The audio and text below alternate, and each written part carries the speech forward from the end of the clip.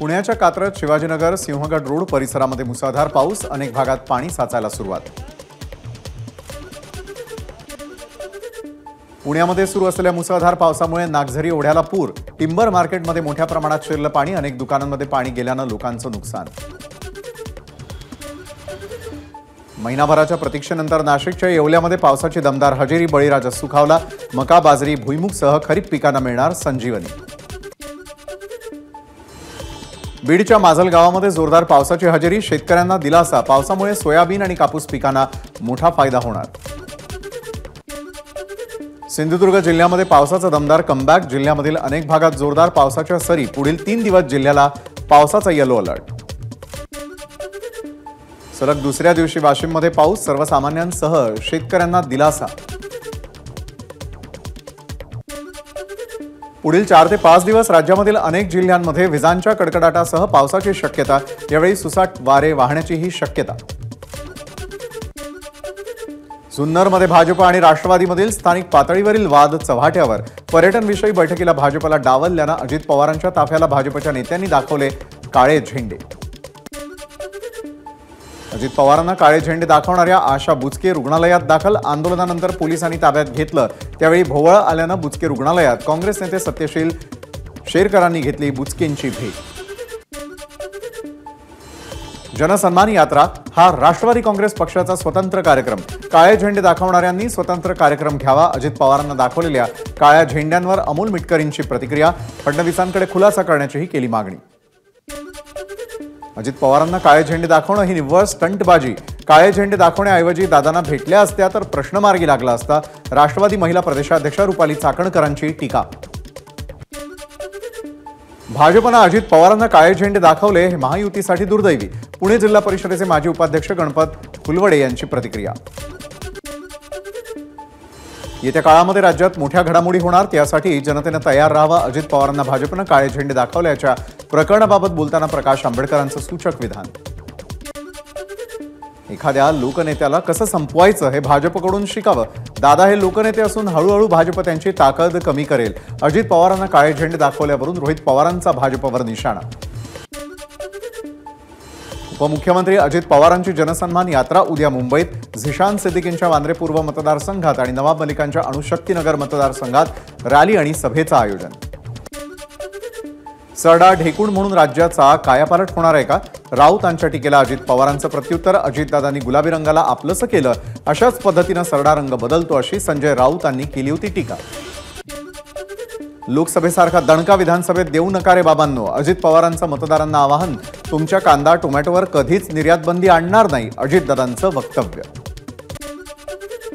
बायकोनं जेवढा हात ओढला नसेल तेवढा महिलांनी राखी बांधण्यासाठी हात ओढला, जनसन्मान यात्रेमध्ये महिलेच्या प्रश्नाला अजित पवारांचं मिश्किल उत्तर। सुप्रिया सुळे उद्या मुंबईमध्ये असल्यास राखी बांधून घेणार, अजित पवारांची माहिती।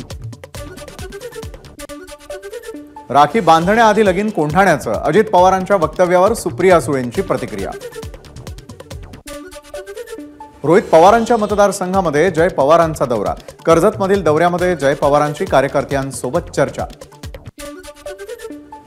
कर्जत जामखेडचं सामाजिक वातावरण गढूळ करण्याचा भाजपचा प्रयत्न, रोहित पवारांचा आरोप, तर कर्जत जामखेड की बारामती नेमकं कुठून निवडणूक लढवायची याबाबत संभ्रम, रोहित पवारांचा जय पवारांना टोला। जय पवार स्वतंत्र विचाराचे, त्यांनी बैठका सुरू केल्या तर मी विरोध करण्याचं काय कारण, जय पवारांच्या दौऱ्यावरती अजित पवारांची प्रतिक्रिया। खोके देऊन निवडणूक आयोगाला विकत घेतलेलं आहे, महाराष्ट्र हरियाणासह 4 राज्यांच्या निवडणुका एकत्र न घेतल्यानं राऊतांचा भाजपवर हल्लाबोल। शिवसेना रामटेकसह विदर्भातील विधानसभेच्या 3 जागा लढवणार, संजय राऊत यांची माध्यमांना प्रतिक्रिया। जिनके घर शीशे के होते हैं वो दूसरों के घरों पर पत्थर नहीं फेंका करते, काँग्रेस नेते नितीन राऊतांचं संजय राऊतांना प्रत्युत्तर, नागपूर दौऱ्यादरम्यान संजय राऊतांनी केला होता रामटेक मतदारसंघावर दावा। मराठ्यांना उभा देश चालवायचा आहे, आरक्षण कुठून काढलं, मराठा आरक्षणावरून शिवप्रतिष्ठान हिंदुस्थानच्या संभाजी भिडे यांचं वक्तव्य। मनोज जरांगेंचा संभाजी भिडेंच्या वक्तव्यावरती आक्षेप, फडणवीसांनी हे नवं अस्त्र बाहेर काढलंय, जरांगेंची टीका।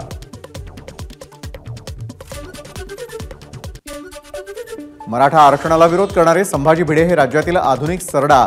आधी त्यांनी आरक्षणाला पाठिंबा दिल्यानंतर मराठ्यांनी आरक्षण का मागावं असं विधान केलं. रिपाईचे राष्ट्रीय अध्यक्ष सचिन खरात यांची टीका. मराठा आरक्षण वाचवण्यामध्ये महाविकास आघाडी फेल. मराठा समाज किती समृद्ध अभ्यासानंतर समजेल. मुख्यमंत्री शिंदेंचा महाविकास आघाडीवर निशाणा. मनोज जरांगे निवडणूक लढवण्याची भाषा करतात, मात्र निवडणुकीसाठी महाराष्ट्रातील 12 कोटी जनतेचा विचार करावा लागतो. जरांगे शिवरायांच्या पुतळ्यासमोर बसून इतरांना शिव्या घालतात, मग मत कुणाकडे मागणार? लक्ष्मण हाकेंचा सवाल. सगळे सोयरे अध्यादेश निघत असेल तर शांत बसणार नाही. महाराष्ट्र कुणाची मक्तेदारी नाही. महाराष्ट्र 18 पगड जातींचा आहे, हे प्रत्येक विधानसभेत दाखवून देणार. लक्ष्मण हाकेंचा इशारा.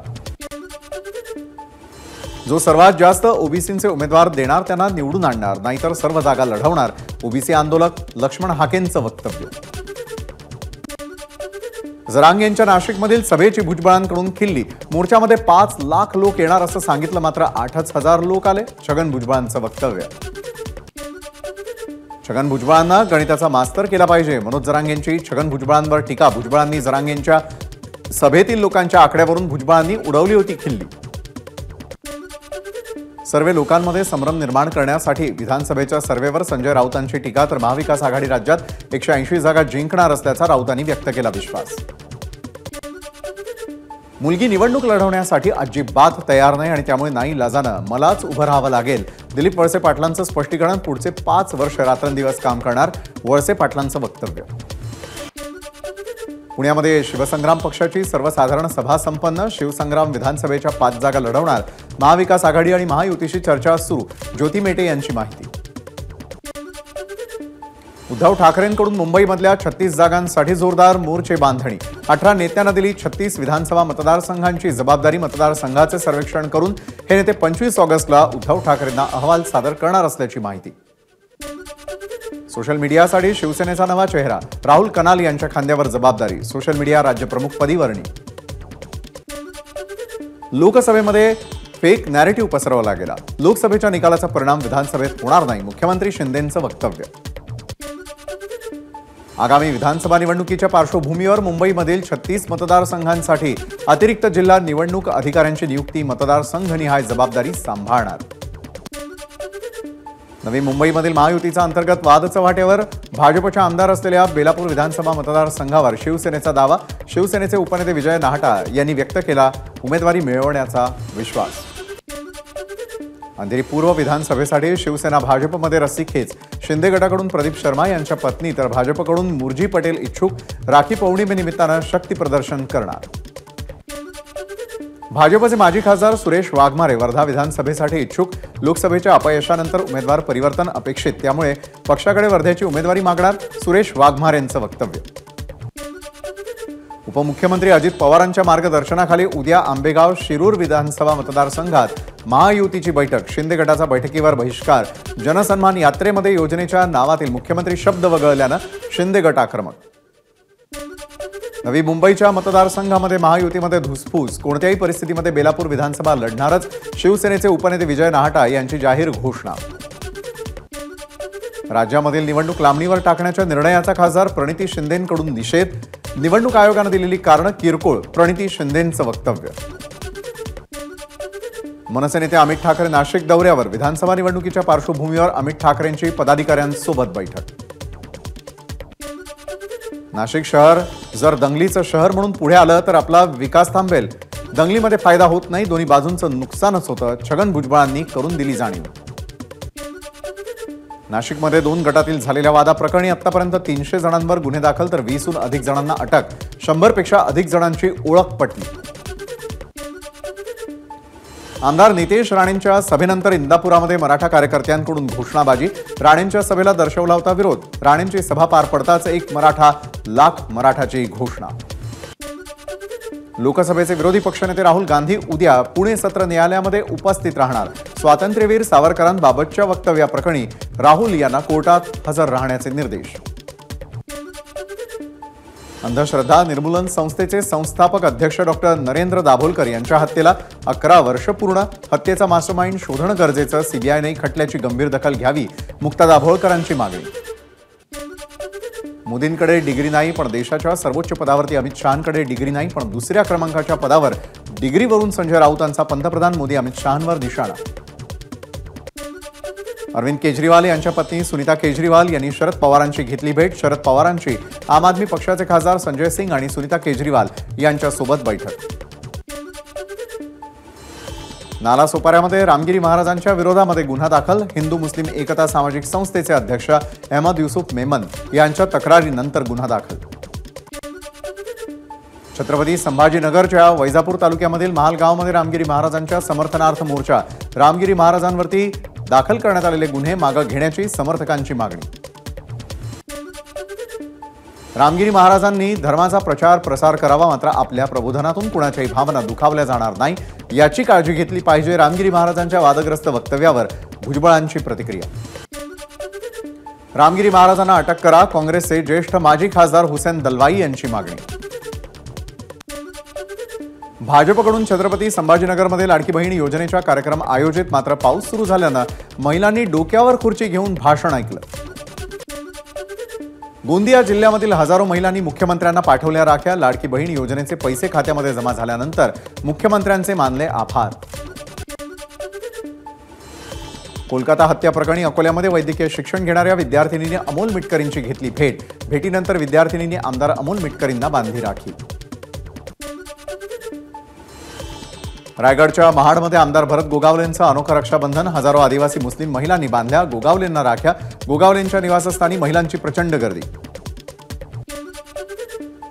राखी पौर्णिमेनिमित्तानं वाशिमच्या बाजारपेठा रंगीबेरंगी राख्यांनी सजल्या. डिजिटल राख्यांना नागरिकांकडून पसंती. अमरावतीमध्ये भाजपकडून आयोजित करण्यात आलेल्या कार्यक्रमामध्ये साडी भेट घेण्यासाठी महिलांचा गोंधळ. महिलांची संख्या मोठ्या प्रमाणात असल्यानं कार्यक्रमात गोंधळ. मनसे अध्यक्ष राज ठाकरेंच्या हस्ते प्रभादेवीमध्ये बालाजी मंदिराचं भूमिपूजन. यावेळी मनसे नेत्यांचीही उपस्थिती. पंढरपूरमध्ये विठुरायाच्या दर्शनासाठी ठाण्यामधील भाविकांकडून 4,000 रुपये घेतल्याचा प्रकार उघड. मंदिर समिती काय कारवाई करणार याकडे लक्ष.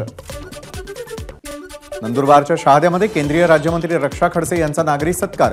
माहेरवासियांकडून सत्कार झाल्यानं रक्षा खडसे भाऊक. जिल्ह्याच्या विकासासाठी लेख म्हणून केंद्राच्या दरबारी पाठपुरावा सुरू ठेवणार रक्षा खडसेंचं आश्वासन. नंदुरबारच्या शहाद्यामध्ये पिंगाणे ग्रामपंचायतीच्या भ्रष्टाचार प्रकरणी सुरू असलेल्या उपोषणाला केंद्रीय राज्यमंत्री रक्षा खडसेंची भेट. अधिकाऱ्यांना दिले चौकशीचे आदेश. 21 ते 25 ऑगस्ट दरम्यान बीडच्या परळीमध्ये कृषी महोत्सवाचं आयोजन. मुख्यमंत्री आणि दोन्ही उपमुख्यमंत्री लावणार हजेरी. कृषी मंत्री धनंजय मुंडेंनी घेतला आढावा. पैलवान विजय डोईफोडेच्या उपचारासाठी देवेंद्र फडणवीस सरसावले. एबीपी माझाच्या बातमीनंतर फडणवीसांच्या संबंधितांना सूचना. उपचारांचा खर्च उपमुख्यमंत्री सहायता निधीतून होणार.